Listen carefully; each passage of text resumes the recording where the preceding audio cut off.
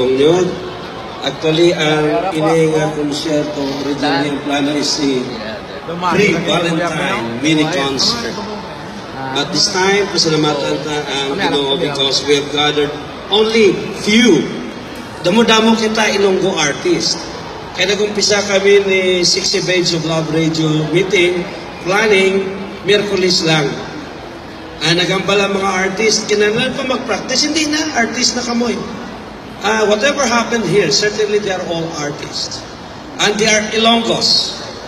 Chito Ilonggo, ginproklamar rin isang city government as ambassador of Ilonggo music in Chicago through a resolution sa atong city council.